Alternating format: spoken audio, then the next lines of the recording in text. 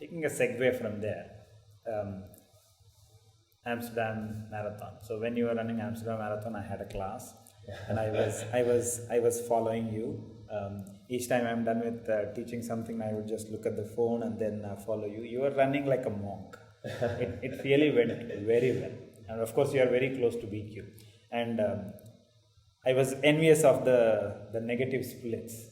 So pretty much like a monk, right? So I want us to know about how did you prepare for it? Tell us everything about it. This is the most exciting part I want to know about. How did you prepare? And of course, training, as well as how did you prepare before the race? How did the race go? How did you recover post-race?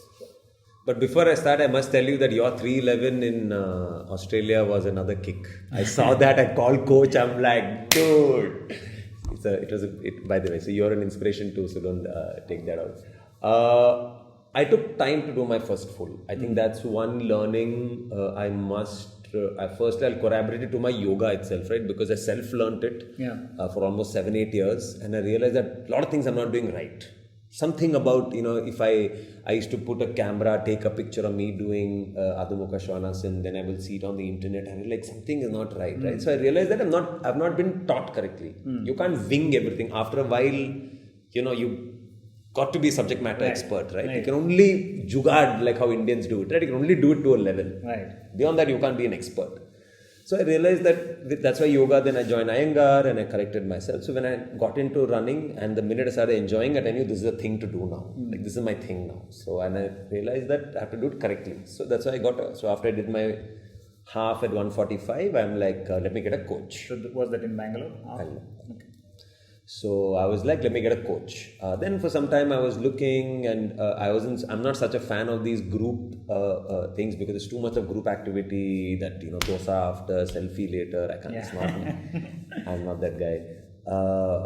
So I found Dilip, and it was fun to chat with him. And of course, Dilip's an entrepreneur. He's an interesting thing. In fact, my co-founder of 3D Breaths had worked with Dilip in I Am Strong, so I'd known of him. So, it was a too small a connection. And in fact, I'd spoken to Nitin for 3D Breaths, and Nitin was mentioning, hey, I should talk to, so it was all like it's an interesting thing. And I reached out. Yeah, small world. And I reached out to Dilip, and instantly we sort of hit it off. And we realized that both agreed that let's debut well, right? Because muscle memory is a bitch.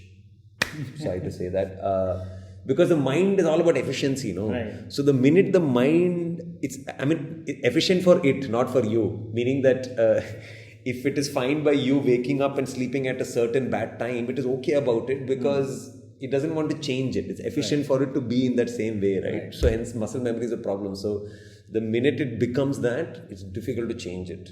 Like anything, like people have bad walking habits or sitting habit, try making them change it. It's very difficult because the brain wants to go back to its comfort zone. Absolutely. So I realized, okay, so before I jump into it, let me take a while to train myself and really do it properly. Coach straight told me that, hey, if you want to just come and do a 4-hour marathon, then forget it. So of course not. I just would like to train well and do it properly. So that was one good thing. So I took 1 year to run my first marathon. Meaning from the time Dilip got in, we both agreed that, hey, we will do.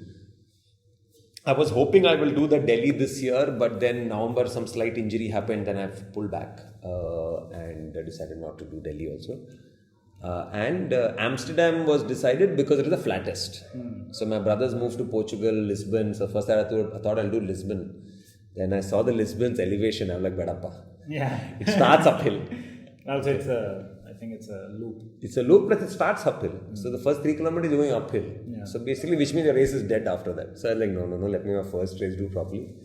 And of course, I'm and Amsterdam has, the good legal things. So I like more the reason I should choose Amsterdam, do the run and for other reasons also. And yeah, that's how, I'd never been to Amsterdam, so it happened. So that's one good thing. I took time to do the run. It took 1 year to prepare. Yeah. So like from the time coach signed up, we're like, hey, we'll do the first marathon. Let's gun towards that. In fact, I think when we first spoke, 3:45 was the target. That, at least you should do sub 4 hours for your first run and things like that. And that's how it started. I was super nerdy about the Amsterdam race. Of course, I just got to the bottom of everything. Of course, I was going through injury also. I mean, just getting out of an injury. So I was doing 1 hour strength build a day, right? Because I had to, because my left foot is flatter than my right.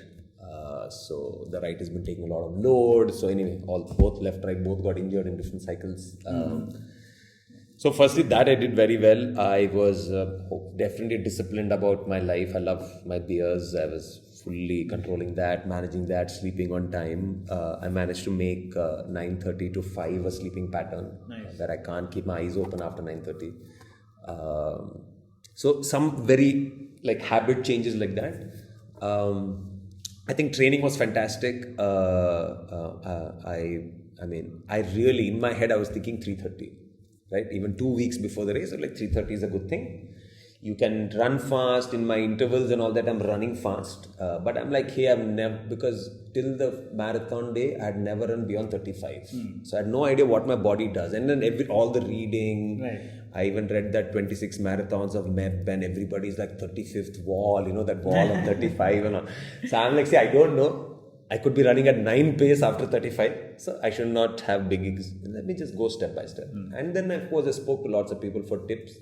But I'll go back to what Dilip really helped me plan, which is, take it easy, don't push it, run at a 4 or 5 RPE. Yeah.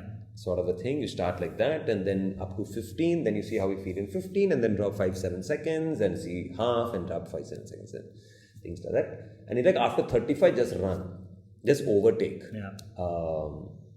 And pretty much I just stuck to that. In hindsight, if you have to tell me, maybe I could have run faster earlier, but does that mean I could have been tired later? So I don't know this. So till I do my second race, I have no idea how my body reacts. But this helped where I was at, so I started the race. So the race of course started with a hailstorm. So, and I'm a Tamilian, I can't handle cold. Okay, I feel very cold in life. So it was hectic for me, right? I'm just wearing my shorts, one old sweater to throw away before the rain, and a hailstorm, it was quite intense. But the race started well. I took it easy. Started at 4:50 pace. Started cutting slowly. When I hit 21, I was like at my 140 was my half till then. I was at 141, 142. I'm like, hey, now, which means something's going right. And I knew I'm going to be faster. So I knew that, if nothing, my half record is going to get broken because I've already done 142 and I'll be faster. Yeah. Then I started dropping. Really, the magic hit at 35. Right at 35, when I realized, okay, now it's 35, I need to overtake. I stopped looking at my watch. And I would have overtaken 300 people in those 7 kilometers. It was really exciting. I mean, there were people trying to pronounce my name that they just couldn't because they could see me run because I was literally overtaking, right? And I swear if there was a camera and I could see myself, you could see this one brown person just, come up the crowd. I was really fascinating. And I'm telling myself at that point, I started telling my body, what is going on? Yeah. Why are you responding like this? What should I do? Yeah, I don't know because I really felt like it wasn't me, to be very honest. And I saw my watch, I'm running at 4:10. And I started cutting myself back because I started getting worried that am I running too fast? But it worked. The happy moment was at 40th kilometer when I overtook the 320 guy.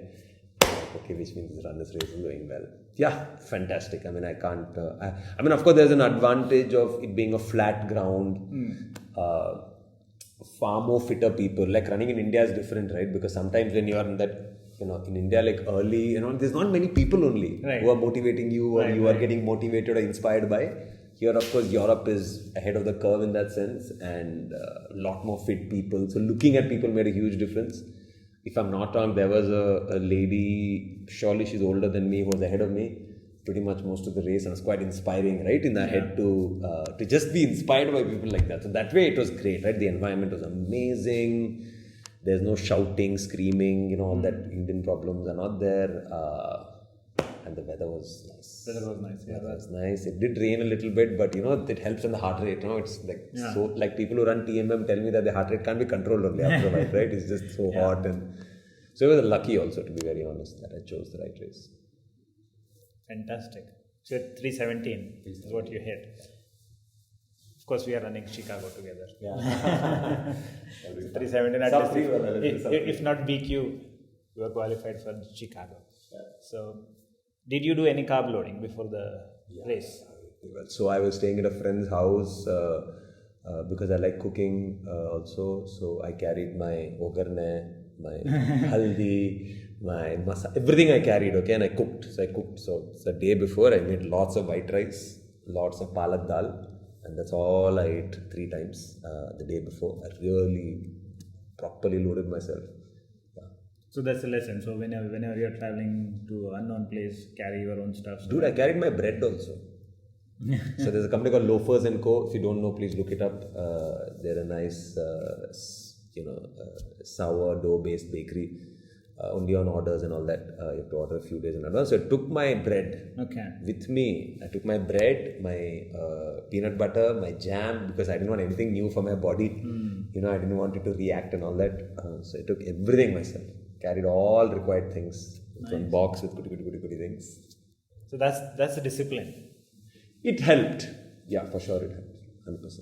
Like, it's just that, you don't know foreign land, you don't know what goes into your belly because, for runners, half the worry for runners is morning dump. Right. Right. That's the biggest. So, if you want to run, discipline is the most important thing. So it's not I thought that's obvious, isn't it? Someone who does not know what running is. Lastly, what are your goals as a runner? Right now I'm thinking let me do the 6 majors. I believe there's 7 now, or 7th one is coming. It's coming, not yet there. So yeah, right now do the majors. That's what's anyway. 2 is happening next year, Tokyo in March, and we are doing October, Chicago. And see, then depends on what Tokyo happens. Then I'll next April I would know which one I'll be able to run. Depends on Tokyo. Right. Yeah, right now that's the goal. Do these 6. I just want to do 2 a year. I'm not like, there are many runners I know who just like to keep getting medals and go to races. I have no such interest. In fact, I just recently bought that some medal hanging thing. I have only 6 medals, in which 2 of them are quite sound. That's a good goal. There are only I don't want to overrun. I want to do 2 big marathons a year, at least for next 3 years, and then we'll see. And there are only 435 people in Asia who have completed 6 majors. Oh, is it? Yeah, so that's a good goal. But it's also about, I'm sure you'll agree that it's all about money also. It's not so much about just talent. There are a lot more talented runners out in Bangalore. Who may not want to do it. It's also like, it's $250. I paid 24,000 rupees for one run. It's too much money. It's too much money. So it's become an industrial complex. Yeah, it's like climbing the Everest. It's got nothing to do with your fitness. Right. If you have the money, you can climb the Everest today. But running is not that, but you know what I mean. Yeah, of course. So exercise is the fountain of youth. That's what people say. And you also, I've read somewhere you writing about, so you have this mission to drive people out of the couch to do something. Yeah. So tell us about that passion. Yeah, I think I'm so lucky. That's why I work with Decathlon now. And the project I lead for Decathlon is called Decathlon Play, where our intention is to get Indians to practice more sport. I think we'll be a better planet if everybody practiced. Because I think you get, the practice and sport brings a sense of brotherhood, a sense of respect. We look at each other's runners not in envy but in inspiration, right? Never envy. To be very honest, it's like as an entrepreneur sometime, or as anybody, right? You would see somebody and you would be envious, or there's a sense of, but the love we have for each other as runners is, I can't explain it now. So I just think the planet will be better. Right. I think if you need a less violent planet, imagine if Putin was a sportsman, maybe he wouldn't have done what he's done. And I feel it's important so that's really the intent. So hence I joined Decathlon. It's like a dream job almost. And the project is also interesting because our intent is to get Indians to practice more sport. Actually, that's my project's intent. Because we, as a developing nation, we are the least active nation. In fact, if you read some statistics around diabetes and health problem and obesity, it's scary what's going to hit because we are heading the American route of overconsumption and fast food and these Swiggies and Zomatos of the world are not really helping also. Yeah. I mean, look at the ads, you're watching cricket, it'll show a 60-year-old uncle who looks not fit, but make him order samosa. Gulab jamuns. They show it in the ad only. So it's it's going to be difficult times, but I like I said, moving helps you, and I think that helps society. Right. You also said somewhere that sports helps people uncover their personal mission. So intentionality is all about living life with a purpose. So if you were to advise someone to get started with sports, someone who was not moved in their life, so if they were to get started with some sports, what would be your advice? I don't think there is one brush that helps everyone. So this is something that I've been doing with, when we are in our 40s. I'm sure we have friends around us who are starting to panic, right? One doctor report, something will come, right? I'm sure we've lost some friend young to heart attacks. So I try to talk to them and understand what they like doing. Like I spoke to a friend recently and I told her, start dancing, right? If going to gym is not your thing because she's an introvert, yoga she finds boring, she tried running, but running is a thing. If you don't like it early days, if it starts to hurt, you will never get into it. She likes cycling, but she's scared of getting knocked off by BMTC bus. So I said dance. So I think it's important that you understand what suits you and you figure your movement, and then life happens. Like some people are just better with water. Like some people just around water become somebody else. Like I don't know swimming, so I'm not that person. But I know friends who have tried different sport, but they just now hooked to surfing and kite surfing, and in fact moving to Tamil Nadu so that you can be close to it. And Right. To wrap it up, what are your life goals? Are we going to see Entrepreneur in you coming out again? I'm not sure actually. So if I have to honestly tell you where my end goal is politics. Politics? Yeah.